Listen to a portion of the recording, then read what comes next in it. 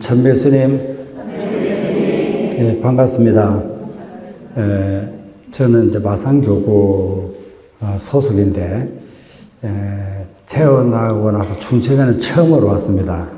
그래서 여러분들이 제가 또 처음 뵙는 춘천 분이십니다. 또 감사드리고, 우선 제가 춘천에 오니까 첫인상에 너무 깨끗하다라고 하는 이런 인상을 받았어요. 그래서 제가 오니까 어저께 신부님들 몇 분께서 저를 저 높은 산, 삼악산, 케이블카 타고 이렇게 올라가서 봤는데, 정말 춘천이 그렇게 아름다울 수 없었어요. 너무 아름다운 도시였어요. 춘천 그 호수가 있고, 호수 건너편에 이렇게 아파트들이 또 춘천 시가지가 보이는데, 정말 아름다운 도시구나 하는 생각이 들었습니다. 하느님께서 하늘에서 내려다보시고, 내가 잘 만들었다 하는 이런 생각을 하실 것 같아요. 그래서 춘천시를 만들어 놓고 하느님께서 보니까 좋았다 이렇게 하시는, 그만큼 춘천시가 아름답게 보이고, 춘천시가지가 아름답다고 보니까 사람들도 또 아름답게 보이고 또 그래요. 내려와서 커피를 한잔 했는데 커피는 비싸더라고. 커피는 비쌌는데 어쨌든 이렇게 춘천에 와서 어저께 신부님들하고 좀 이야기를 나누고, 그다음에 또 내일부터 또 신부님들하고 며칠간 이야기를 나누는데, 그 중간에 여러분들하고 함께 우리들의 믿음에 대해서 한번 이렇게 성찰하게 되었는데, 같이 이렇게 생각을 해보면 좋을 것 같아요. 제가 물론 일방적으로 이야기를 하지만은, 여러분들도 중간중간 반응도 보이고 하면 좋겠습니다. 우선, 이 큰 주제는 인생을 기쁘게 사는 비결이다 이렇게 해놨어요. 인생을 기쁘게 사는 비결. 인생을 기쁘게 사는 비결이 무엇인가 하면은, 예수님께서 세상을 구원하기 위해서 오셨지요. 구원하기 위해서. 그럼 어떻게 되는 것이 구원되는 거예요? 우리가 구원된 상태가 어떤 상태겠어요? 그렇지. 기쁜 상태, 행복한 상태, 그런 것 아니겠어요?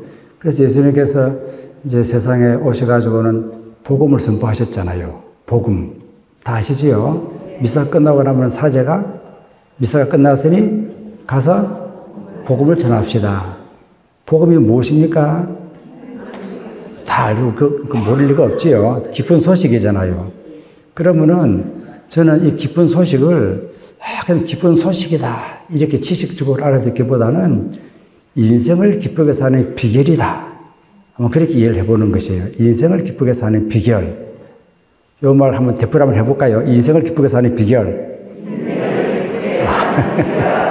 미안합니다. 제가 말을 시켜서. 예수님께서 복음을 선포하셨다고 하는 것은 뭘 선포하신 것입니까? 인생을 기쁘게 사는 비결을 선포하신 것이에요. 그 미사가 끝나고 나서 가서 복음을 전합시다라고 한다면 뭘 전하는 것입니까?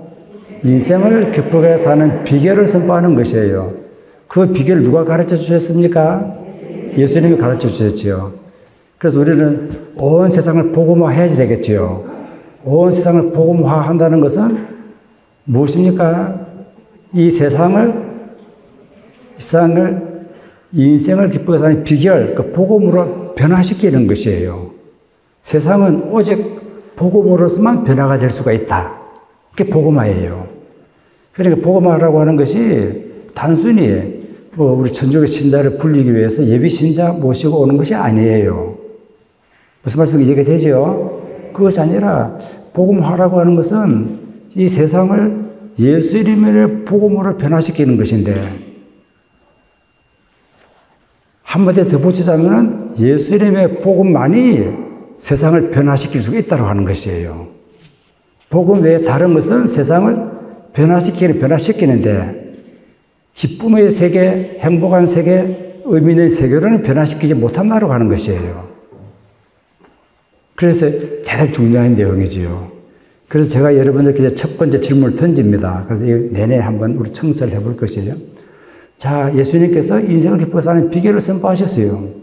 우리 성당에 온 이유는 무엇입니까?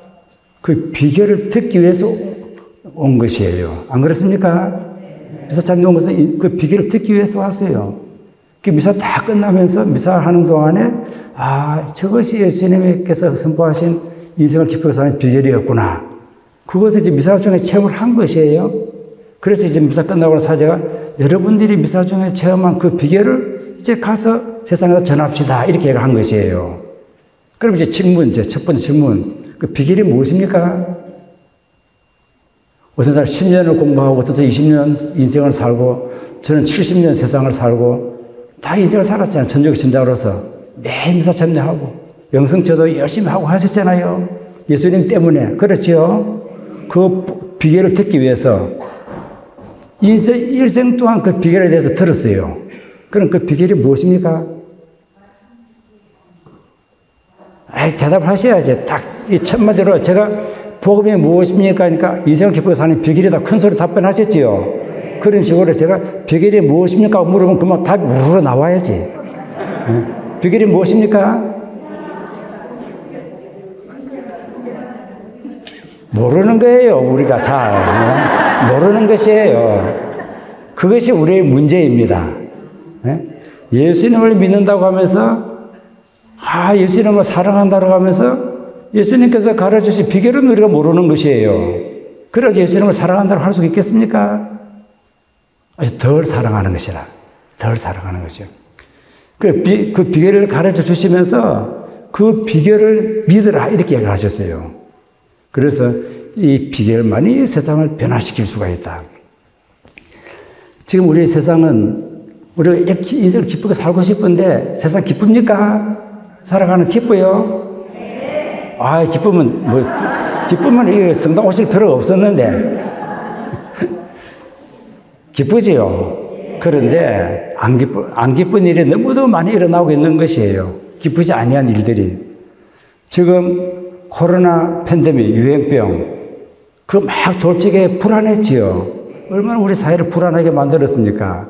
그리고 또 뭐 성당 나오는 사람 수도 좀 줄어들고, 그런 과정에서 지금 우크라이나에서 전쟁이 일어나고 사람들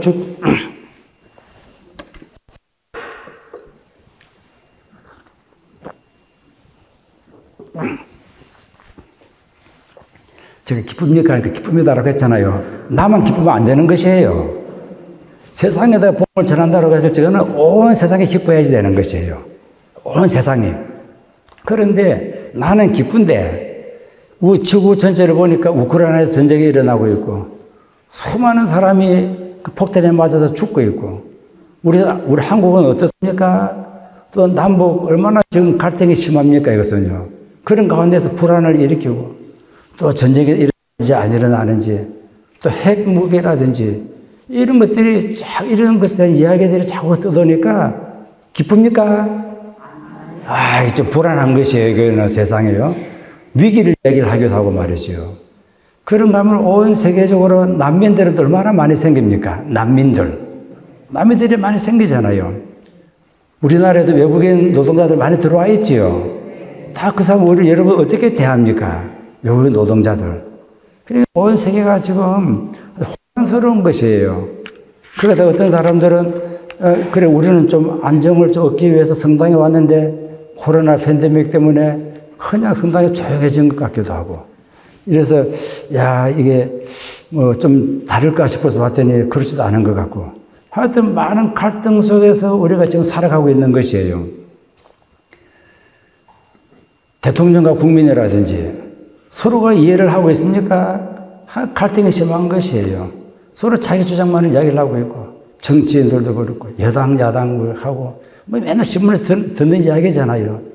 남과 북, 동과 서라든지 이런 상황에서 우리가 나만 기쁘면 되겠습니까? 그리고 우리는 어떻게 해서 예수님께서 복음을 전하라고 하실 적에는 내가 너한테 복음을 전한다 하지 아니하시고 너가 나의 말을 들었으니까 온 세상에다가 복음을 전하라 이렇게 얘기를 하고 있는 것이 우리의 과제입니다. 이것은요. 이런 세상에서 우리가 지금 신앙을 하고 있는 것이에요. 그러다 보니까 또 코로나 팬데믹을 이것도 겪으면서 성당에 들어와도 뭔가 좀 쓸쓸한 것 같기도 하고 그래서 또 질문은 나만 이렇게 열심히 신앙하면 되는 것인가? 그러다 아까 뭐 요즘도 뭐 코로나 팬데믹 때문에 현상들 미사참대 하는 것도 많은 일들이 생겼잖아요.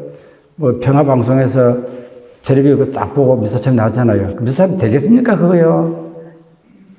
근데 그걸 할 수 없으니까 그게라도 봐라. 어떤 본당에서는 그거 보고, 그 다음에 본당 앞을 지나가면서 뭐 이제 성체 이렇게 나눠주고 하기도 하고. 그냥 뭐 마치 불안하고 뭐 이런 상황입니다. 이런 상황에서 어떻게 하면은 세상이 좀 더 안정되게 살 수가 있을까? 안정되게. 국가적으로도 그렇고, 정치적으로도 그렇고, 법적으로도 그렇고, 신부는 맨날 싸움들 하고 막 그러잖아요. 서로가 서로를 이렇게 헐뜯고 하는 것. 서로가 서로의 불신을 갖다가 막 일으키고 있는 것이에요. 어떻게 우리 이 사회를 다시 아름다운 세상, 평화로운 세상, 사막산에서 내려다 보니까 정말 아름답더라. 그렇게 아름다운 세상으로 만들 수가 있을까? 제가 볼 적에는 이렇습니다. 믿음이 없어지고 그런 것이에요. 믿음이. 서로 믿지를 못하는 것이에요. 서로 믿지를 못하는 것이에요. 서로 믿지를 못하고. 그래서 믿음을 다시 회복을 해야 되겠다. 믿음을. 그래서 믿음을 회복한다고 하니까 마치 이제 뭐 좀 구태의연하게 들릴 수도 있어요. 그러나 우리 사회가 지금 위기를 겪는 것은 서로가 믿지를 못하고 그러다. 남과 북이 서로를 믿어줍니까? 서로 신뢰합니까? 믿음이야말로 우리가 다시 얻어야 할 것이다. 그래서 믿음에 대한 성찰을 한번 쭉 해볼까 합니다. 예수님께서도 세상에 오셔가지고 아까 복음을 선포하셨다 그랬지요? 복음을 선포하시면서 복음을 믿으라 그러셨어요. 예수님 시대 때도 보니까 세상이 아주 불안했어요. 여러분들 그 성경책을 한번 보십시오. 많은 사람들은 언제 세상에 종말이 올 것인지, 종말의 분위기, 이런 것들을 많이 느꼈거든요. 그런 세상에서 예수님께서 이제 복음을 선포하시고 믿음을 강조하신 것이에요. 믿음이라고 하는 것이 그냥 믿습니다 이것만 가지고는 안 되는 것이에요. 그래서 믿음이라고 하는 것은 잘못 믿으면은 광신이 되는 것이에요. 맹신이 되는 것이에요. 하늘에 믿습니다라고 하는데 광신자가 될 수도 있고, 광신자 아시지요? 맹신자 아시지요? 묻지마식 믿음 같은 것들. 무조건 믿으라 이렇게 되는 것이에요. 그래서 우리가 믿는다라고 고백을 한다면은 이 믿는다고 고백한 그 내용이 무엇인지 이런 것에 대한 성찰입니다. 그것을 제가 몇 가지 질문을 제가 한번 만들어 보았습니다. 한번 봅시다, 이제. 자, 제가 한번 묻습니다, 여러분들. 우리도 신앙인이지요? 믿음이 인생을 기쁘게 합니다. 맞지요? 무엇을 믿습니까?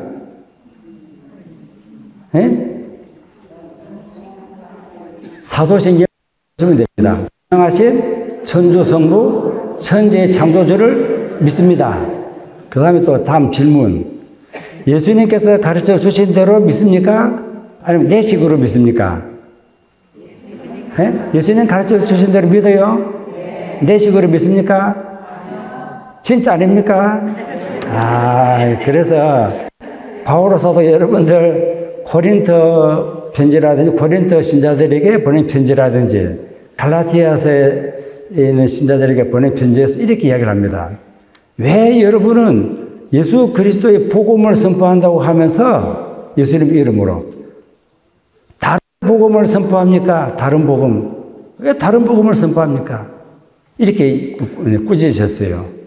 그래서 우리 믿음에 대한 성찰입니다. 자, 하나씩 한번 봅시다.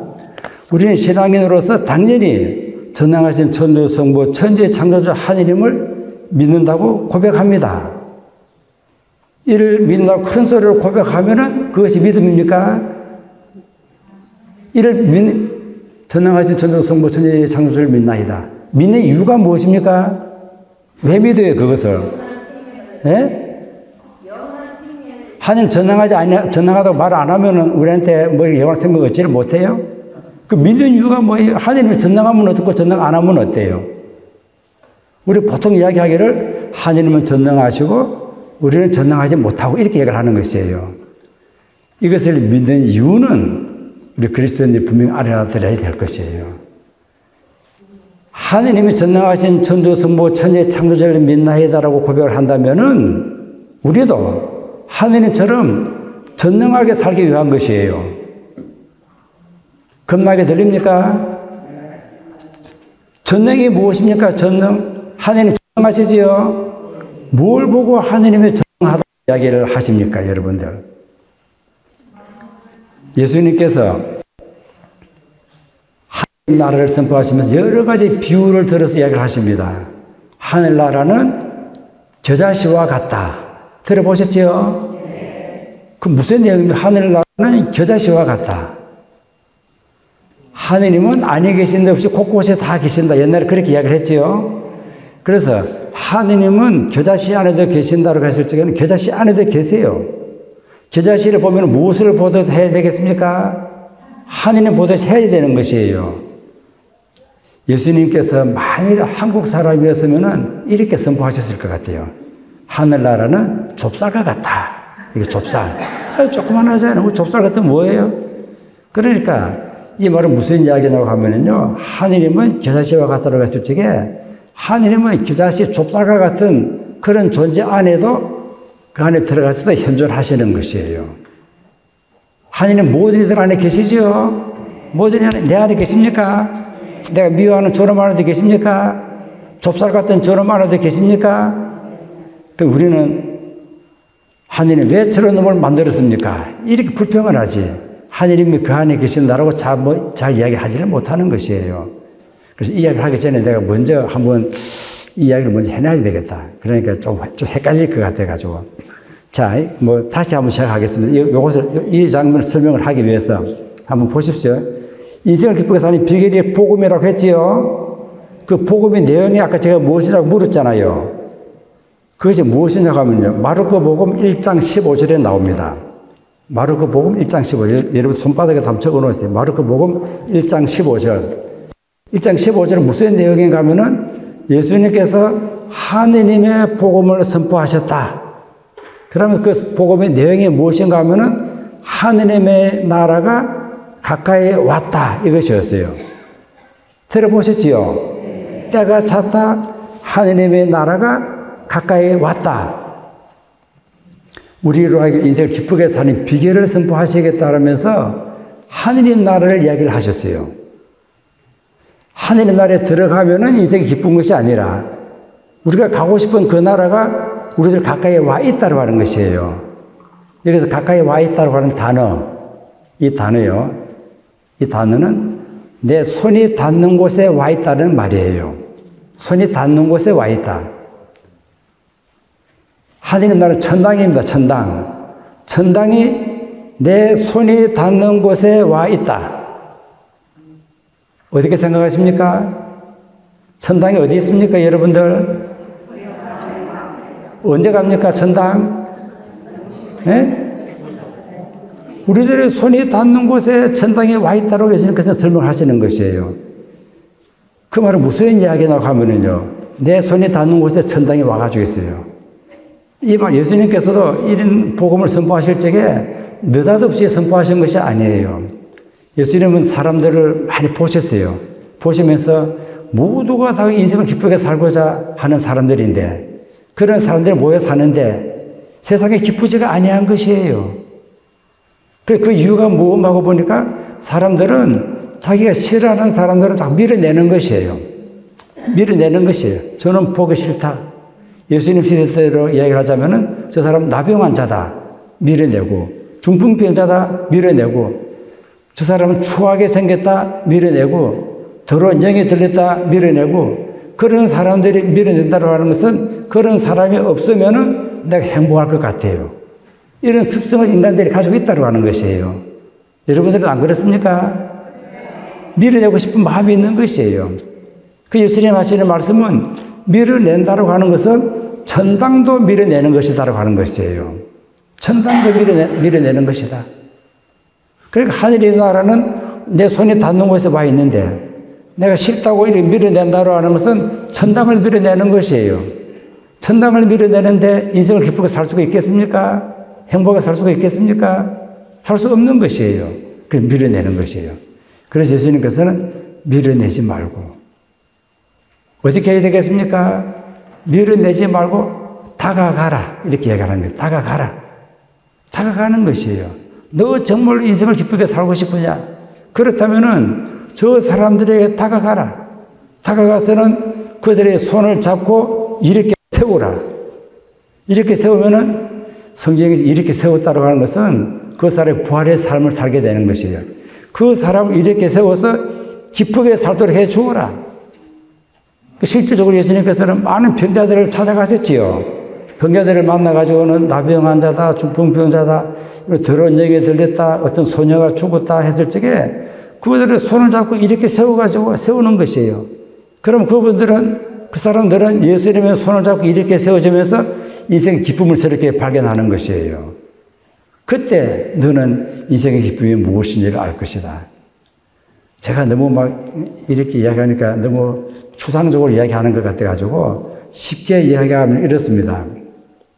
여러분들, 여기 보니까 어머니들도 많잖아요. 아버지들도 많고. 자식들을 어떻게 대합니까? 자식들 항상 내 마음에 들면 행동하지는 아니하잖아요.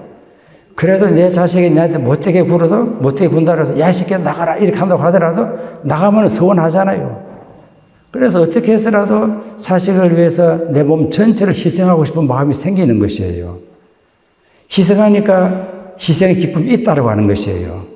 그 예수님의 그 복음이 바로 그런 것이죠. 다가가라. 그 사람 손을 잡고 이렇게 세우라. 여러분들 성체 영하시지요? 영성치 할 적에 어떻게 합니까? 그리스도의 몸이잖아요. 그리스도의 몸을 모시기 위해서 우리가 애를 많이 쓰지요. 그런데 그 성체가 어떤 몸입니까? 성체를 받아 모시면은 내 마음 안에 들어오지요. 내 마음에 성체가 있는 것이에요. 우리는 그것만을 생각을 해요. 그런데 여러분들 미사 드릴 적에 자세히 한번 보세요. 사제가 성체 빵떡아리 빵을 들고는 뭐라고 합니까? 이는 내 몸이다. 받아 먹으라 그러지요. 이는 내 몸이다라고 하면서 빵을 어떻게 하셨습니까? 쪼개셨잖아요. 쪼갠 것은 무엇입니까? 그 무엇을 쪼개신 것입니까? 당신 몸을 쪼개신 것이에요. 받아 먹으라고 하는 것은 나는 너를 위해서 내 온 존재를 다 바친다. 그런 말이에요. 성체가요. 성체 영할 적에 저희 만찬 때 그 말씀 하셨지요. 예수님께서 저희 만찬 때 그 말씀 하셨는데 하실 적에 그 자리에는 유다수도 있었잖아요. 유다수가 누굽니까? 예수님을 팔아먹은 존재지요. 예수님 유다수가 당신 자신을 팔아먹는다고 하는 거 아셨습니까? 몰랐습니까? 아셨잖아요. 아시면서도 나는 네가 나를 배반하지만은 그럼에도 불구하고 나는 너를 위해서 내 온 존재를 쪼갠다고 하는 것이에요. 내 존재 희생시킨다고 하는 것이에요. 베드로 어떻게 했습니까? 다른 친구 베드로 어떻게 또 그런 얘기를 해요. 내 친구들은 스승님을 배반할지 몰라도 나는 결국 배반할 일이 없을 것이다. 그러고 나서 어떻게 했습니까? 배반 안 했습니까? 예수님 아셨습니까? 몰랐습니까? 아시면서도 너는 배반한다. 그럼에도 불구하고 너를 위해서 내 몸을 쪼갠다고 하는 것이에요. 우리 같았으면 어떻게 했겠습니까? 나를 배반하고 상처를 준 사람은 어떻게 하겠습니까? 밀어내고 싶은 마음이 생기는 것이에요. 내한테 접근을 못하게. 너는 내 배반했다. 배반자처럼 또 아주 우리가 상처를 많이 받는 사람이 어디 있습니까? 배반을 했는데 밀어내야지요. 밀어내고 그 다음에 또 더구나 나를 팔아먹었어요. 가깝게 상종하고 싶지가 않은 것이에요. 그래서 예수님께서는 그런 상황에서 이렇게도 이야기하셨어요. 예수님께서도 극단적으로 말씀을 많이 하셨어요. 누가 네 눈을 뽑았거든? 다른 눈도 내주라. 눈은 눈으로, 이는 이로 그런 마음으로 살지 말아라. 왼밤을 때리거든? 두 뺨 다 하는데 그냥 이렇게 다 맞는 거. 우리는 어떻게 되겠습니까? 누가 내 눈을 뽑으면은 누가 두 개를 뽑아버리지. 이제 이렇게. 안 그래요? 이를 뽑으면 어떻습니까? 화가 나는데, 이가 그냥 다 빠지도록 뭐 이렇게 할 수도 있잖아요. 그 우리 마음이에요. 그러니까 내가 접근하지 못하는 밀어내는 습성이 있다고 하는 것이에요. 그런데 예수님은 그럼에도 불구하고 저 사람들에게 다가가라 그 말입니다. 저 사람들에게 다가가라. 그러면 예수님께서 우리들에게 질문을 하는 것이에요. 네가 복수를 하니까 기쁘더냐? 기쁩니까? 안 기뻐요. 지금 죽었으면 좋겠는데 정말 나가 죽었어. 그래 기쁩니까? 내가 왜 그때 그 소리를 했느냐? 이런 마음이 생기는 것이에요. 그래서 예수님께서는 그 밀어내지 말고 다가가라. 그러면서 예수님께서는 또 한 말씀 더 하시는 것이에요. 여러분들은 전부 다가갈 수 있는 그런 성품을 지니고 태어났다고 하는 것이에요. 억지로 그렇게 하라고 하는 것이 아니에요. 우리는 전부 다가 하느님으로부터 그렇게 할 수가 있는 그런 마음을 지니고 태어났다고 하는 것이에요. 그래서 다가가라. 이게 저는 어머니의 마음이라고 생각을 합니다. 어머니의 마음. 어머니는 자식들 어떻게 무슨 짓을 하더라도 자식을 위해서 자신을 희생하고 싶은 마음이 있잖아요. 희생의 기쁨이 있는 것이에요. 그래서 이것이 복음입니다. 그래서 인생을 기쁘게 사는 비결이 무엇이냐? 하느님 나라가 가까이 왔다. 손이 닿는 곳에 와 있다. 정말 인생을 기쁘게 살고 싶으냐? 그 비결이 무엇이냐? 다가가라. 밀어내지 말고. 그것이에요. 이해가 됩니까? 그 단순히 사랑하라 이런 추상적인 말이 아니에요. 예수님께서 아주 구체적으로 말씀을 하시는 것이에요. 복음을 선포하셨다. 인생을 기쁘게 사는 비결을 선포하셨다. 때가 찼다. 하느님의 너를 기쁘게 할 수 있는 나라. 그렇게 돼. 너를 기쁘게 할 수 있는 것이 네 손이 닿는 곳에 와 있으니까 밀어내지 말아라. 다가가라. 그러면은 너는 인생의 기쁨을 발견하게 될 것이다. 이게 전부 다입니다. 예수님 가르쳐 전부 다예요. 그거 한마디에 설명하려고 성경책이 이렇게 두꺼운 것이에요. 그러고 나서 예수님께서 뭐라고 이야기를 하셨습니까? 때가 찼다. 하느님의 나라가 가까이 왔다 하고 나서 뭐라고 이야기를 하셨어요? 그 다음 나오는 내용이 뭐지요? 회개하라. 성경 공부 많이 하셨네요. 회개하라 그러잖아요. 회개가 무엇입니까? 예? 또 우리는 너무 추상적으로 공부한 적이 많아. 회개라고 하는 것은 생각을 바꾸는 것이에요. 회개는 생각을 바꾸는 것이에요. 무슨 생각을 바꾸는 것입니까? 밀어내는 마음이에요. 밀어내는 마음에서 돌아서라라고 하는 것이에요. 여러분들 자동차 타고 가다 보면은 유턴하는 데가 있지요. 유턴하면 어떻게 해야 됩니까? 도로 표시판 보면은 돌아서야지요. 돌아서지 않고 직진해 버리면 어떻게 됩니까? 자기가 갈 곳에 가지를 못하는 것이에요. 그래서 돌아서라. 회개는 돌아서는 것이에요. 네가 생각하고 있는 그것에서 떠나라. 뭘 떠나는 것입니까? 밀어내는 마음이라든지. 거기서 돌아서라. 그 다음 어디로 가는 것입니까? 돌아서서는 또 방향이 있을 것 아닙니까? 어느 방향입니까? 네가 밀어내고자 했던 그 사람들의 마음 안으로 들어가라라고 하는 것이에요. 이것이 회개입니다. 회개라고 하는 것은요. 밀어내는 마음에서 돌아서서 네가 밀어내고자 했던 그 마음 속으로 들어가라. 이것이 바로 회개예요. 그래서 이제 예수님께서는 이렇게 하십니다. 그래서 이 천국을 설명을 하려고 하니까 예수님도 애를 많이 먹었어요. 그래서 여러 가지 비유를 들어서 말씀을 하시는 것이에요. 비유를 말씀하시는 도중에 하나가 하느님 나라는 좁쌀과 같다. 좁쌀과 같은 사람과도 같다. 그런 말이기도 한 것이에요. 그래 나는 좁쌀이니까 아주 그냥 잘 보지 못했지요. 그 사람들에게서 멀리 하겠다라고 하는 마음에서 돌아서서 그 마음 안으로 들어가라고 하는 것이에요. 그래서 하느님은 모든 이들 마음 안에 계시는 것이에요. 모든 이들 마음 안에. 그럼 우리는 어떻습니까? 모든 이들 마음 안에 들어갈 수 있습니까? 잘 못 들어가는 것이에요. 저 사람이 내 뺨을 때렸어요. 그 사람 마음 안에 들어가서 그 사람을 위해서 기도할 수 있겠습니까? 할 수는 있겠지. 그러니까 억지로 하게 될 것이에요. 누가 그냥 눈을 뽑았어요. 아유, 고맙다. 내가 너를 위해서 기도할게. 이런 말 잘 안 나오는 것이에요. 잘 안 나와요, 그게요. 그래서 우리는 인간은 좀 밀어내는 마음이 있는 것이에요. 그런데 예수님은 저놈이 나를 배반하였든 나를 팔아먹었든 내 눈을 뽑든 내 손에다 못을 치든 발에다 손발을 치든 창으로 찌르든 그 사람의 마음 안에 들어가서 그를 위해서 있었다라고 하는 것이에요. 우리는 그런 예수님을 믿고 있는 것이에요. 무슨 말씀 이해가 됩니까? 그래서 우리는 못 들어가는 것이에요. 하나님은 들어가셔서 하나님은 못 들어갈 곳이 하나도 없어요. 그걸 보고 우리는 전능하다라고 부르는 것이에요. 전능하다라고 하는 것이 그냥 마음대로 막 물건들이 마음대로 이렇게 막 자기 하고 싶은 대로 하는 것을 전능하다라고 부르지는 아니하는 것이에요. 가장 그 위대하신 하나님이잖아요. 온 우주를 창조하신 하나님이신데 어떻게 온 우주를 창조하신 그 하나님이 좁쌀과 같은 그런 것 안에 조그마한 그거 안에도 들어갈 수가 있겠느냐라고 하는 것이에요. 전능하시기 때문에 들어갔다고 하는 것이에요. 전능하시기 때문에. 그러니까 우리는 하나님이니까 들어갔죠. 나는 못 들어가겠다 이러면 되겠습니까? 하나님이 전능하시다라고 고백하는 이유가 무엇입니까? 믿는 이유가요. 하나님, 나도 당신처럼 저 좁쌀과 같은 놈, 저놈 안에 좀 들어갈 수 있게 해주십시오.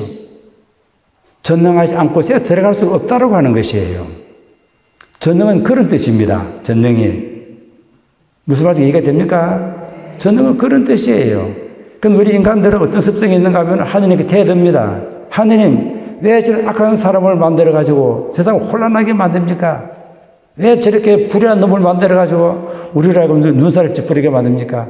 하나님이 정말로 계시다고 한다면은 어떻게 세상에 이렇게 악한 사람들이 많을 수가 있겠습니까? 안 그렇습니까? 이 말은 무엇입니까? 나는 결코 그들 안에 못 들어가겠습니다. 선언하는 것이랑 마찬가지예요. 그 하나님 들어가셨다고 하는 것이 전능하시니까. 하나님이 전능하시다고 고백할 이유가 무엇입니까? 제가 아까 물었잖아요. 전능하시다고 고백할 이유가 무엇입니까? 우리도 하나님처럼 전능하기 위해서이다. 그들 안에 들어가기 위해서.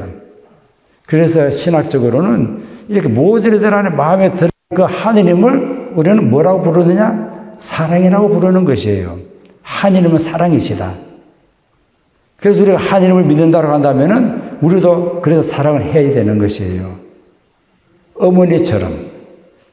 자식은 어머니 마음에 들어가지 못하지만은 어머니 자식 마음에 들어가잖아요. 가슴에 품고 이렇게 우리가 사시잖아요. 그래서 그런 식으로.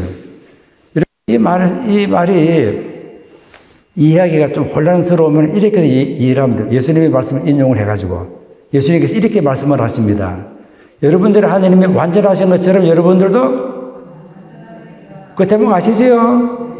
우리가 어떻게 완전할 수가 있어요? 그런데 우리도 하나님이 완전하시다고 고백을 한다면 우리도 하나님처럼 완전하기 위해서이다. 하나님이 거룩하신 것처럼 우리들도 거룩해야지 되는 것이에요. 거룩하다고 하는 것은 성과 속을 막 따져가면서 이쪽은 거룩하고 이쪽은 속되고 하는 것이 아니에요. 속물까지도 품어주는 그 마음이 거룩한 것이에요. 우리는 그런 하나님을 믿는 것이에요. 그래서 이 고백하는 이유가 전능하신 천주, 성부, 천재의 창조주를 믿나이다. 하나님께서 세상을 창조하셨잖아요.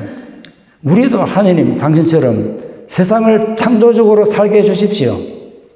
창조적으로 살게 해주십시오. 우리는 지금 뭐 세상에 이것들을, 물건들을 그냥 자기가 마음대로 할 수 있는 것처럼 이렇게 하는 것이에요. 땅에다 폭력을 가하잖아요. 그래서 땅이 지금 파괴되고 있는 것이에요. 생태계가 파괴가 되고 있고 말이죠. 기후변화도 그것과 무관하지가 않지요. 우리는 지금 그런 혼란 속에서 지금 살고 있는 것이에요. 어떻게 해야지 되겠습니까? 창조를 살리지 안 되겠습니까? 하나님께서 보니까 좋다라고 하셨거든요. 그걸 살리기 위해서는 우리도 하나님처럼 창조적으로 살아야 되는 것이에요. 그것을 우리가 지금 신앙 고백을 하고 있는 것이에요. 이런 고백을 하면은 내가 뭐 알든 모르든 고백만 하면은 나는 구원을 받는다. 이것이 아니에요. 고백하는 이유가 무엇이냐. 이것을 알아야 되는 것이에요. 그 다음에 여러분들 또 예수 그리스도 믿습니까? 네, 좀 자신 없습니까? 예수 그리스도 믿어요? 그것이 무슨 말입니까, 그게? 예수 그리스도를 믿는다는 말이. 그냥 여기 석가도 계시고, 똑같이 부처님도 계시고, 여기 공자도 있고, 예수님도 있는데, 내가 예수를 선택해가지고 믿는 것입니까? 그럼 예수 그리스도를 믿는다는 말이 무슨 말입니까? 알아야 되는 게 우리 너무 잘 몰라요. 예. 그래서 제가 여러분들 보고 모른다고 한 것이 아니라 대부분의 신앙인들이 저를 포함해서 저도 이제서 이런 이야기 할 줄 알지. 이제 예전에 그런 말 하지도 못했어요. 대부분의 그리스도인들이 그냥 믿는다라고 고백을 하는 것이에요. 맹신, 광신, 믿습니다라고 고백을 하면은 전능하신 전성부 천지의 창조를 믿나 해도 아무리 고백을 하면 무엇합니까? 하나님처럼 살지 못한다고 한다면은 안 그래요? 그게 광신이에요. 맹신이에요. 예수 그리스도를 믿는다고 하는 말은 아까 하나님 나라가 가까이 왔다라 하는 것 똑같아요. 예수 그리스도를 믿는다고 하는 말은 예수님이 그리스도다라고 하는 것을 믿는 것이에요. 무슨 말씀 얘기됩니까? 예수님은 누구입니까? 또 그 이전에 사람의 아들이잖아요. 우리처럼. 예수님의 아버지가 어머니가 누구입니까? 말하기위해서 사람의 아들이에요. 그래서 예수님도 여러분들 성경책을 한번 보십시오. 예수님은 항상 자기를 이야기할 적에 나 사람의 아들은 이렇게 이야기를 많이 하십니다. 하도 사람들이 예수님 보고 당신은 하느님 아들이다라고 하면서 사람의 아들 취급을 안 하시니까 사람의 아들 대하지를 안 하시니까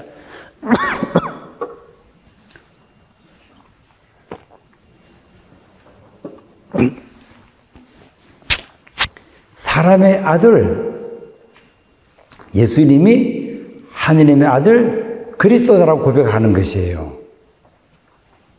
예수님께서 어느 날 예루살렘으로 올라가시다가 제자들에게 질문을 던집니다. 사람들이 나를 누구라고 하더냐? 아시지요? 그때 누가 답변했습니까? 베드로. 베드로가 답변했지요. 뭐라고 답변했습니까? 선생님은 살아계신 하느님의 아들 그리스도이십니다. 맞습니까? 틀립니까? 그 말을 듣고 예수님께서 풀이를 합니다. 맞다. 사람의 아들은 이렇게 또 이야기를 하시는 것이에요. 그러니까 사람의 아들은 이제 꼭 십자가에 죽게 될 것이다. 그러니까 베드로가 생각할 때는 어떻게 하느님의 아들이 십자가에 못 박혀서 죽을 수가 있어요. 그래서 예수님께 한 말씀 하시잖아요. 선생님 무슨 말씀을 그렇게 하십니까? 취소하십시오. 선생님은 사람의 아들이 아니라 하느님의 아들입니다. 이런 식이지요. 그래서 예수님은 나 사람의 아들이 하느님의 아들이다라고 고백을 하는 것이에요. 그런데 베드로는 예수님은 사람의 아들이다고 하면서 강조하시는 것이에요. 하느님의 아들보다도. 나 사람의 아들이 하느님의 아들이다. 그런데 베드로는 선생님은 하느님의 아들입니다라고 하면서 예수님은 마치 사람의 아들이 아닌 것처럼 이렇게 생각을 해버렸다고 하는 것이에요. 이 조금 어렵게, 좀 어렵게 느껴지기도 하겠는데 한번 찬찬히 한번 생각해 보세요. 예수님께서 이런 질문을 하신 이유가 그래 나는 하느님의 아들이고 너희들은 사람의 아들이다. 그 말씀 하시기 위해서 이 질문을 하신 것입니까? 아닌 것 같지요? 아닌 것 같지요? 그럼 무엇 때문에 그런 질문을 하셨어요? 나 사람의 아들이 하느님의 아들이듯이 너희 인간의 아들 딸들도 하느님의 아들 딸이다. 그 말씀을 하시기 위해서 예수님께서는 그 질문을 던지셨다 그 말입니다. 이해가 됩니까? 그 여러분들 전부 다 하느님의 아들 딸이지요. 그래 하세요. 어떻게 여러분들 어디 사람의 아들이 어떻게 하느님의 딸이 될 수가 있어요? 그러니까 이 말은 그래서 예수님이 나 사람의 아들이 하느님의 아들이듯이 너희 사람의 아들 딸들도 하느님의 아들 딸들이다. 그러면서 여러분들이 이제부터 하느님을 아버지라고 불러라. 하느님 우리 아버지입니까? 아버지 아닙니까? 하느님이 우리 아버지 같으면 우리는 누구입니까? 하느님 아들과 딸이 된 것이에요. 신적인 존재다 그 말입니다. 신적인 존재다. 그럼 이 말씀 여러분들 또 조금 더 풀이를 할게요. 너무 교리적으로 나가서 재미없지요? 네, 너무 교리를 설명하는 것 같은데 우리는 인간은 태어나서 흙으로 만들어졌지요. 다 흙으로 만들어져가지고 흙으로 돌아갈 존재들이에요. 흙으로 태어나서 흙으로 돌아가지요. 흙덩어리죠, 흙덩어리. 우리 인간 흙덩어리랑 마찬가지예요. 흙덩어리이지만 인간은 흙덩어리이기만 한 것이 아니다. 하느님께서 인간을 아담과 하와를 지으시고 어디까지 했습니까? 당신의 숨을 불어넣어 주셨거든요. 신적인 생명을 불어넣어 주셨어요. 우리 인간들은 다 죽으면 썩어 빠질 없어질 존재들이에요. 이런 존재들이지만은 그래도 하느님의 영원한 생명, 영원한 숨을 쉬고 있는 존재다. 영원한 생명이라고 하는 것은 무엇입니까? 죽지 않는 생명이에요. 불사불멸의 생명을 지니고 있다고 하는 것이에요. 이것이 신비스러운 것이지요. 이것이 신비예요. 어떻게 썩어 빠진 이 인간이 영원한 생명을 지닌 신적인 존재일 수가 있겠느냐? 나만이 그런 것이 아니라 이 사람들, 만나는 사람들. 그 예수님은 조금 전에 그렇게 하죠. 하느님 나라 가까이 와 다가가라 그랬잖아요. 다가가는 이유는 모든 존재들이 나에게 하느님을 느끼게 해주는 존재다라고 하는 것이에요. 신적인 존재다 그 말입니다. 그것을 예수님께서는 말씀하고 하신 것이에요. 이것이 예수 그리스도를 믿는다라고 하는 이 말이 드러나는 것이에요. 예수 그리스도를 믿는다. 그러니까 이제 신앙인으로서 우리는 예수님이 그리스도라고 하는 것을 믿습니다. 믿는 이유는 내가 신적인 존재였구나. 나도 저 미운 놈 저놈도 하느님의 생명을 받은 신적인 존재였구나. 그렇게 인간들을 받아들이기 위해서 우리가 예수님을 믿는 것이에요. 고백하는 이유가 예수님이 하느님의 아들 그리스도라고 고백을 하면서 내 이웃을 아무렇게나 대한다고 한다면은 그 고백은 고백이 아니다 그 말입니다. 광신잔할 수도 있는 이야기지요.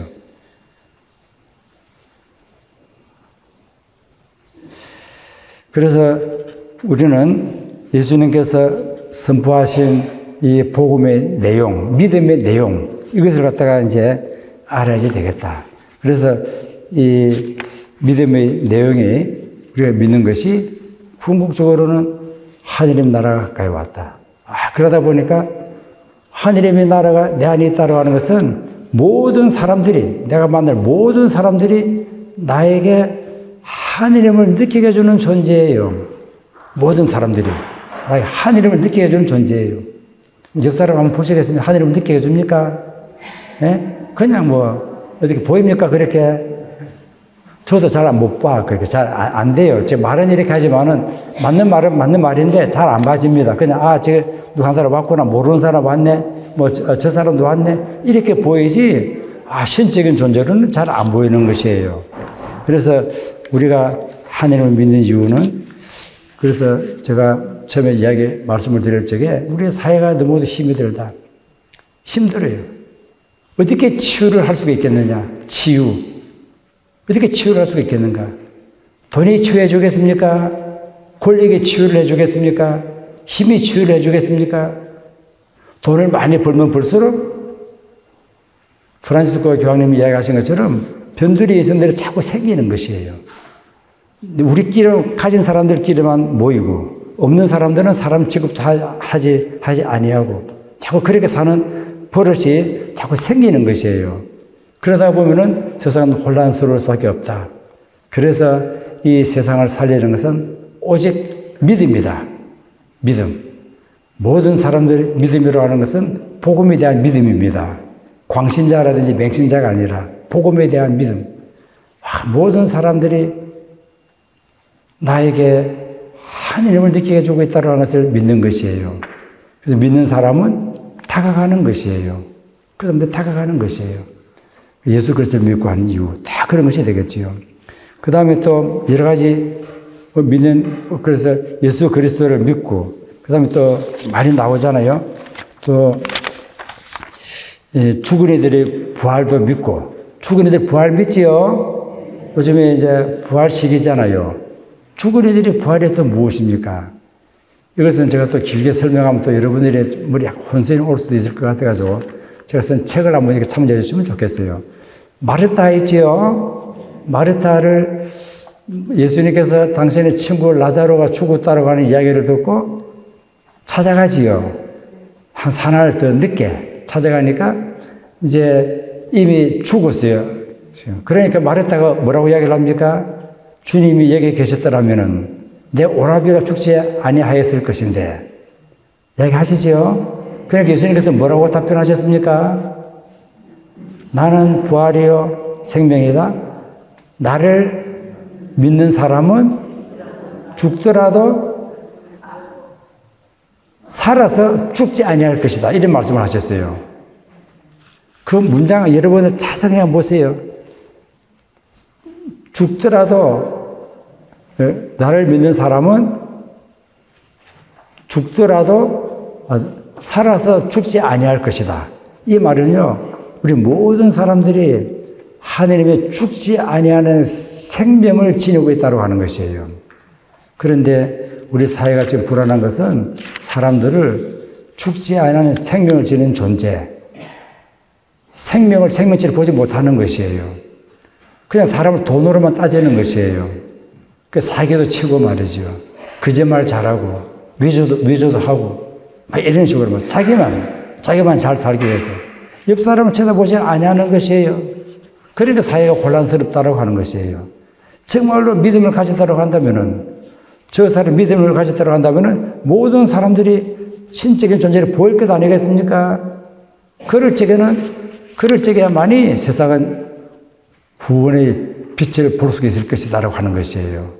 그래서 이 혼란한 시대에 한번 제가 여러분들께 강조하고 싶은 것은 믿음만이 이 시대를 살릴 수가 있다. 다시 믿음의 회복입니다. 너무도 믿음이 광신으로 변하고 맹신으로 변하고 믿음을 살리는 것이에요. 무엇을 믿습니까? 복음을 믿는 것이에요. 복음의 뜻이 무엇이라고 했습니까? 하늘의 나라가 내 손이 닿는 곳에 와 있다고 하는 것을 믿는 것이에요. 이 말을 또 다시 이야기하자면 내 손이 닿는 곳에 있는 모든 사람들이 나에게 하느님을 느끼게 해준다고 하는 것을 믿는 것이에요. 그리고 교리적으로는 모든 사람을 갖다가 하느님의 모상이다 이렇게 이야기를 하잖아요. 기억나시죠? 그냥 교리가 아니에요. 그게요. 그건 교리가 아니에요. 다 복음의 근거에서 볼 적에 그렇게 우리가 이야기할 수 있는 것이에요. 그래서 믿음에 대한 이야기. 그 다음에 제가 한 가지 더 말씀을 드리고자 한다면은 이번 프란치스코 교황님, 여러분들 시노드 정신을 살아가는 교회 들어보셨지요? 써붙여 놔놨더라고. 그 무슨 말입니까, 그게? 시노드 정신이 뭐예요? 제 경우 같으면은 인터넷 같은 거 하잖아요. 기계 이런 거 잘 못 만지겠어요. 잘못 들어가면 싹 다 지워져 버리고. 그래서 젊은 애들 보고 이것 좀 봐달라 그러면 이렇게 해라 저렇게 해라 그러면서 자꾸 물어보니까 화를 내거든요. 그래서 잘 안 돼요, 이게. 기계가 잘 안 만져져요. 또 신호들은 외래가 되다가 보니까 그 말 설명하려고 하면 또 얼마나 많은 설명을 합니까, 이게. 그래 못 알아듣는 것이에요. 교황님 쉽게 이야기를 하셨는데 우리는 그 단어를 너무도 어렵게 생각을 해버렸다고 하는 것이에요. 시노드 정신이라고, 시노달리타스라고 이렇게 붙이는데 이것은 이렇습니다. 간단해요. 시인이라고 하면 함께라고 하는 말이에요. 함께. 그 다음에 호도서라고 하면 길이에요. 길 있지요? 함께 가는 길이에요. 함께 가는 길. 그래서 교황님은 이 시노달리타스라고 하는 화두를 던지면서 이 시노달리타스하게 살지 아니하면은 이제 인류는 희망이 없다 이렇게 하는 것이에요. 풀어서 하면 뭐가 하면 희망이 없다는 말입니까? 제가 그만 시노달리타스 개념을 풀었잖아요. 뭐라고 그랬지요? 함께 가지 아니하면은 희망이 없다 그 말이에요. 힘 있는 사람들끼리 뭉쳐가고 저끼리만 잘 살고 모든 사람들 거기에 막 줄을 서는 것이에요. 줄을 서지 못하고 줄에서 낙오된 사람들은 뱀방울에 밀려나는 것이에요. 그때는 지구는 끝이다 그 말입니다. 교황님께서 단도직입적으로 이야기를 하자면은요. 함께 가야 된다 그 말이에요. 함께 가는 교회하면 너무도 쉽잖아요. 인류는 함께 가지 아니하면은 희망이 없다. 이 말씀을 교황님께서는 그냥 느닷없이 이렇게 한 말씀 딱 던진 것이 아니라 교황 되실 적에 그런 것을 이게 예언자적인 이런 소명을 많이 받았던 것 같아요. 제 생각할 적에. 교황이 되시고 나면 어떻습니까? 보통 바티칸에 직접 인사하지요. 바티칸 그 광장 여기 향해가지고 내가 이제 교황이 되었다라고 하면서 이제 한 말씀 하시는 것이에요. 그때 우리 교황님이 뭐라고 이야기를 하셨는가 하면은요, 이렇게 이야기를 했습니다. 나는 아르헨티나 대주교입니다. 아르헨티나. 교황님이 어느 나라 사람입니까? 아르헨티나 유명한 사람이 있잖아요. 메시. 축구도 메시. 또 마라도나 또 있지요. 이제 교황님이 더 유명해질 거예요. 그래, 교황님이 있잖아요. 나는 아르헨티나 대주교다. 세상의 변두리에서 왔다고 이야기를 합니다. 우리 교회를 봐가지고 세상의 교회 중심은 어디입니까? 로마잖아요. 로마가 중심이에요. 로마 중심. 근데 나는 변두리에 사는 조그마한 그 교구의 주교입니다. 그 주교가 로마 세계의 중심, 로마의 교황으로 나신 것이에요. 기뻐서 그 말 하셨겠습니까? 무슨 뜻으로 그런 말 하셨겠습니까? 개천에서 용이 났다 그런 말입니까? 네? 그 말 아니에요. 그러나 교황님께서 이런 이야기를 하십니다. 하느님께서 나를, 이 세상의 변두리에 있는 나를 교황으로 세운 것은 나와 온 교회가 눈을 세상의 변두리로 향하도록 하기 위해서이다. 이해가 되십니까? 그러니까 교황님은 모든 지금 보면 지구도 그렇고 뭐 힘 있는 나라에게 줄을 서잖아요. 우리 한국도 보면 중국에 쓸 것이냐 미국에 쓸 것이냐 그거 가지고 서로 갈등이 생기잖아요. 막 힘 속에서 힘 가지고 이렇게 힘 기울여 하는 데서 죽어나는 것은 새우들이에요. 고래와 저것들끼리 막 싸움하고 새우들 그냥 죽어가는 것이에요. 그러니까 온 세계가 보니까 그냥 힘의 경쟁이에요. 힘의 경쟁. 과학과 기술이 너무도 발전했어요. 과학과 기술이 발달했는데 의술도 발달했는데 우리들의 삶이 나아졌는가 하면은 나아진 건 하나 있지요. 옛날보다 좀 부자가 된 것이에요. 그거는 좀 부자가 되었는데 정신적으로는 그렇지가 못하다라고 하는 것이에요. 그러니까 나아졌는데 이런 기술이라고 하는 것도 정말 인간의 편안한 삶을 위해서 사용이 되어야 되는데 핵무기를 만들고 전쟁 기술이 발달하고 죽이고 모함하고 하는 이런 기술로 자꾸 발달이 되었을 적에 지구는 어떻게 되겠느냐. 지금 교황님 그걸 보고 계시는 것이에요. 난민이라고 하는 것이 그냥 생겼겠습니까? 기후변화를 그렇게 강조하는 것도 이 우주의 기후가 이렇게 생태계가 이게 파괴가 될 적에는 이 가난한 사람부터 차례차례 죽어가는 것이에요. 이 세계를 보는 것이에요. 이 세계를 살려야만이 우리가 살 수가 있는 것이 아니겠느냐. 그래서 이런 세계에서 교황님께서 이제 우리의 시선을 중앙으로 향하는 시선을 변두리로 돌리자라고 하는 것이에요. 우리 정책에서 마찬가지 아닙니까? 맨날 줄 서잖아요. 어느 줄에 서야지 내가 출세할 수가 있겠느냐. 그것이 나라를 망친다고 하는 거예요. 그래서 그렇게 말씀을 하시고 나서 교황님 되시고 나서 제일 처음으로 방문하신 곳이 어딘 줄 아십니까 혹시나? 조그마한 섬이에요. 섬. 지금까지 사람들이 몰랐어요. 여러분 이태리 반도 있지요. 장아처럼 생겼잖아요. 이태리 밑에는 큰 바다 지중해가 나오지요. 지중해 건너가면 뭐가 나옵니까? 아프리카가 나와요. 아프리카라든지 이게 중동 이런 데서부터 많은 난민들이 부유한 나라로 유럽으로 나오기 위해서 이 람페두사라고 하는 이것을 거점으로 삼아가지고 그를 들어오는 것이에요. 그래서 거기서부터 유럽을 어떻게 기회를 봐가지고 유럽으로 들어가려고 눈치를 보고 이렇게 하는 것이지요. 그리고 이것은 부자 나라에서는 골칫덩어리예요. 난민들이 우리가 들어와가지고는 잘 살고 있는데 들어와서는 문화를 흩뜨리는 것 같기도 하고 참 골칫덩어리잖아요. 그래서 그것을 찾아가신 것이에요. 어떻습니까? 출세기를 따지자면은 우리나라 대통령이 되면은 제일 처음에 가고 싶은 나라가 어디입니까? 어디를 먼저 해야 돼요? 힘 있는 나라예요. 힘 있는 나라. 힘 있는 나라예요. 힘 있는 나라. 그런데 교황은 람페두사라고 하는 조그마한 섬. 온갖 그 난민들이 모여드는 곳 그곳으로 가서는 이제 부유한 국가를 향해서 한마디 하시는 것이에요. 여러분들 이 사람들의 눈물이 안 보입니까? 여러분들이 정치를 하면 무엇을 위해서, 누구를 위해서 정치를 하는 것입니까? 눈물이 안 보입니까? 눈물이 보이는데도 두려지 마라 이렇게 할 수 있겠느냐라고 하는 것이에요. 용감하지요. 어떻게 그런 말씀을 하실 수가 있어요? 그렇게 이야기를 하신 것이지요. 그러면서 하시는 말씀은 무엇입니까? 이들과 함께 가지 아니하면은 우리 인류의 미래는 없다라고 하는 것이에요. 그래서 함께 가기가 나오는 것이에요. 함께 하기가 나오는 것이에요. 이들과 함께 하지 아니하고서는 이들을 갖다가 완전 변두리로 밀어내면은 인류는 이렇게 희망이 없다라고 하는 것이에요. 그 함께 가기예요. 함께 가기. 결국은 함께 가기라고 하는 것이 복음이에요. 복음. 하나님의 나라가 가까이 왔다. 이 말을 여러 가지 하지만 하느님은 우리 안에 계신다.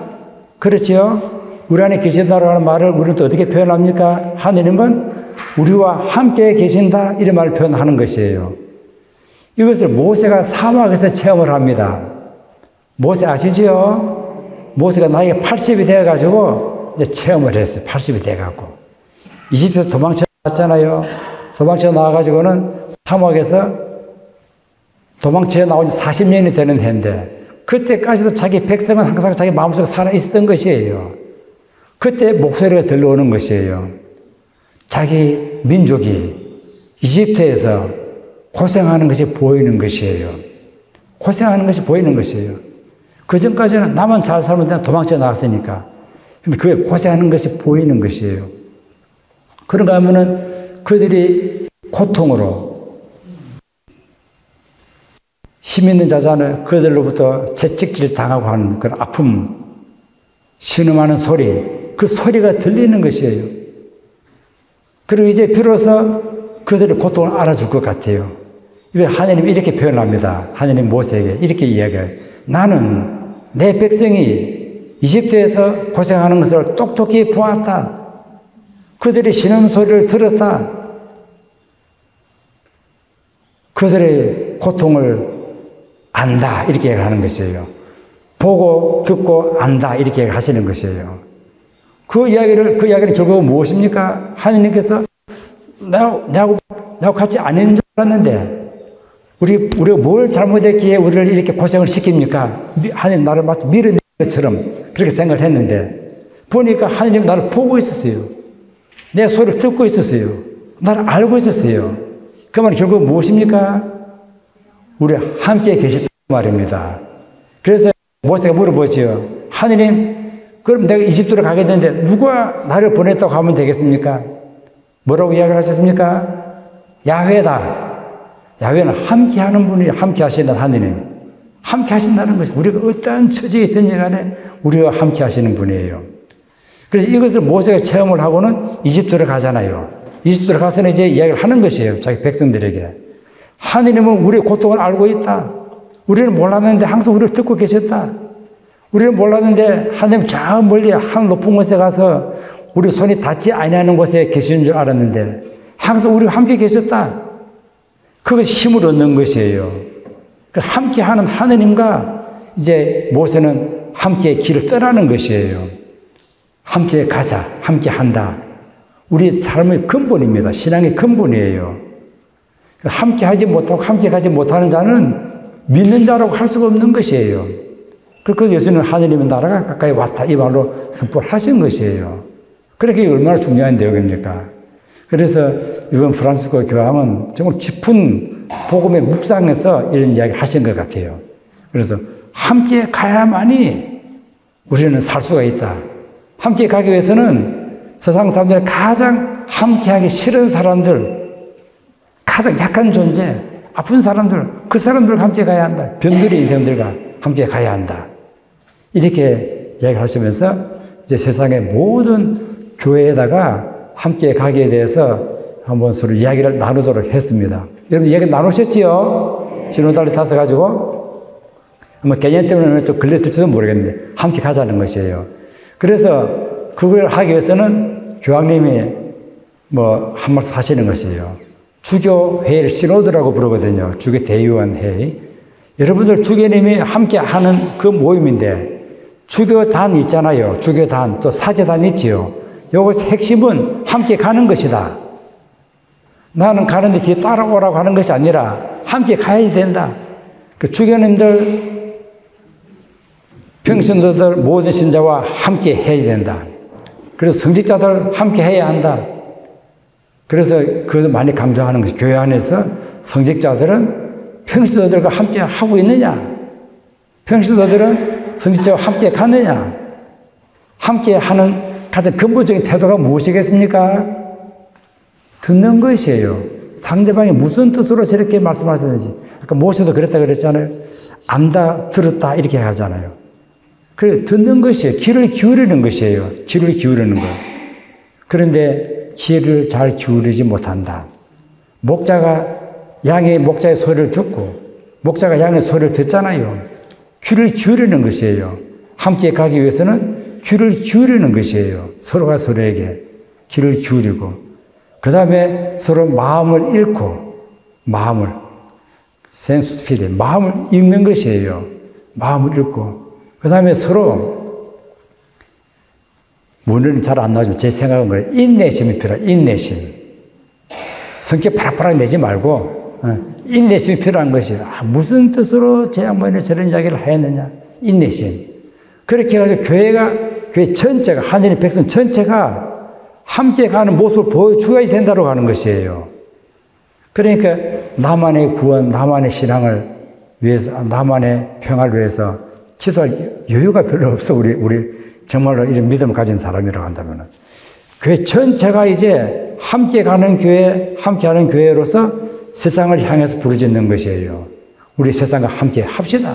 하기 위해서는 변두리 인생들, 가난한 사람들, 불쌍한 사람들, 그 사람들을 우선 보듬어 줘야 되겠다. 그 사람들 안아줘야 되겠다. 그렇지 못할 적에는 우리는 희망이 없다고 하는 것이에요. 그래서 저는 이번 교황님이 이 시노달리 타스를 이야기한 것이 저는 대단히 의미가 크다고 생각을 합니다. 그래서 여러분들도 이 점, 믿음, 그래서 제가 세 가지 단어만, 믿음, 너무 불신의 사회, 위기의 상태, 다시 믿음을 찾아야 되겠다. 믿음의 근본이 무엇이냐? 믿음의 근본 뭐라고 했습니까? 믿음의 근본? 복음, 예? 복음이에요. 이제 기쁘게 사는 비결. 복음의 내용이 무엇입니까? 하느님의 나라가 내 손에 닿는 곳에 와 있다고 하는 것을 믿는 것이에요. 이것은 제가 여러분들께 자신있게 말씀을 드리는 것은 죽을 때까지 성찰을 해야지 그때 조금 알까 말까 하는 것이에요. 이것은요. 한순간에 다 깨달아지는 것이 아니잖아요. 그래서 여러분 묵지기도 바치지요. 묵지기도 바치지. 저는 이렇게 생각을 하고 싶어요. 은총에 하다 가신 말을 10번 하지요. 그 다음에 또 영광송도 바치고 그 다음에 또 주님에게 한번 바치잖아요. 그래서 여러분 묵조를 들고 한번 이렇게 기도를 해보세요. 때가 찼다 하느님의 나라가 가까이 왔다. 이렇게 10번. 때가 찼다. 모든 시간에 하느님의 영광성을 알려주는구나. 하느님의 나라가 내 손에 닿는 곳에 와 있다. 가다 보니까 미운 놈들 많은데 하느님 나라가 제가 많이 10번 하는 거예요. 때가 찼다 하느님의 나라가 내 손이 닿는 곳에 와 있다. 또는 하느님의 때가 찼다 하느님의 나라가 가까이 10번. 자, 10번 하고 나서 그 다음에 동그란 한 개 딱 튀어나올 적에는 때가 찼다 하느님의 나라가 가까이 왔다. 회개하고 복음을 믿으라. 자, 이것이 왜 기도가 안 되는지 모르겠어요. 그렇게 하면은 계속 때가 찼다 하느님의 나라가 가까이 왔다. 이것이 자꾸 내한테 반복이 되어가지고 이제 회개하고 복음을 믿으라. 뭘 믿으라고 하였지? 복음을 믿으라고 하였구나. 하느님의 나라가 내한테 가까이 왔다고 하는 것을 믿으라고 하였구나. 저놈 안에도 하느님 나라가 와 있다고 하는 것을 믿으라고 하였구나. 내가 그런 기도를 바쳤구나. 이렇게 될 것 아니겠어요? 그러면은 모든 사람들이 이렇게 기도를 바칠 적에 좀 세상이 좀 새로워지지 아니하겠는가 이런 생각이 되봅니다. 이렇게 믿음, 복음, 또 함께 가기 이런 것들이 지금 갈라진 시대 너무도 갈라져 가지고 있어요.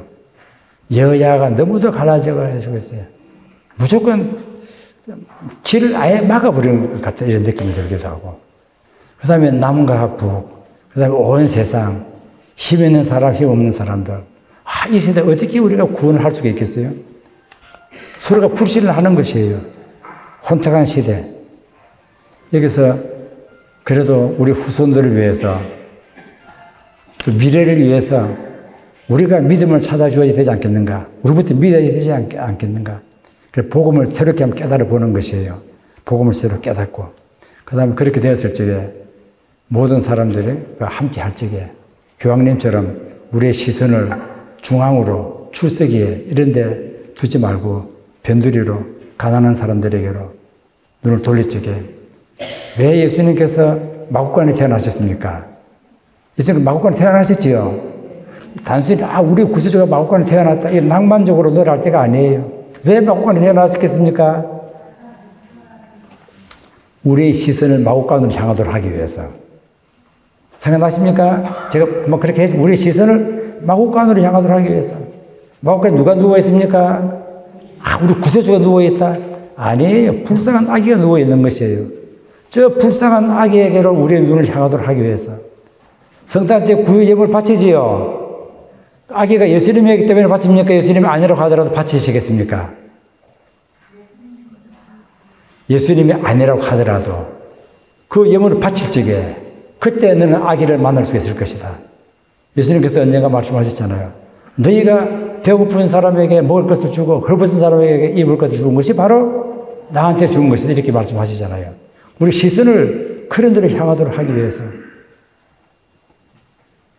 향할 적에 그리고 그때 우리는 다시 글쎄 태초에 그런 평화를 찾을 수 있지 않겠는가 한번 생각을 해봅니다. 그래요. 이제 이 정도로 이제 끝내면서 한번 인사 하나 같이 한번 합시다. 당신은 나의 복음입니다. 한번 서로 옆 사람하고 서로 그렇게 인사 한번 해보세요. 그래서